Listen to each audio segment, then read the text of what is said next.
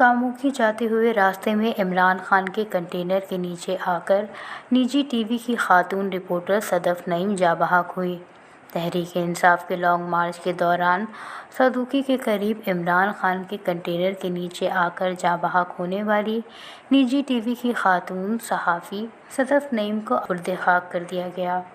صحافی صدف نعیم کی نماز جنازہ اچھڑا میں ادا کی گئی، جس کے بعد انہیں لاہور کے میانی صاحب قبرستان میں سپرد خاک کیا گیا۔ نماز جنازہ میں P T I, Muslim league نون اور پیپلز پارٹی کے رہنماؤں کے علاوہ پریس کلب کے عہدیداروں اور صحافیوں کی بڑی تعداد نے شرکت کی۔ حادثے کے بعد عمران خان اپنے کنٹینر سے اتر کر آئے اور لانگ مارچ اگلے روز تک مؤخر کرنے کا اعلان کیا۔ عمران خان نے صدف نعیم کے جاں بحق ہونے پر اظہار افسوس کرتے ہوئے ان کی مغفرت اور خاندان کے لیے صبر جمیل کی دعا کی۔ صدف کے جاں بحق ہونے کی خبر جب ان کے گھر میں پہنچی تو اہل خانہ غم سے نڈھال ہو گئے۔ ان کے والد کا کہنا تھا کہ کچھ سمجھ نہیں آ رہا، یہ کیا ہو گیا۔ صدف نعیم کے شوہر محمد نعیم نے اپنی اہلیہ کی موت کو حادثہ قرار دے دیا۔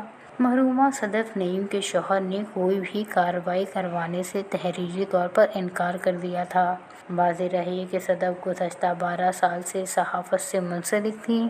ان کا ایک بیٹا اور بیٹی جبکہ 3 بہنوں اور ایک بھائی میں ان کا دوسرا نمبر تھا۔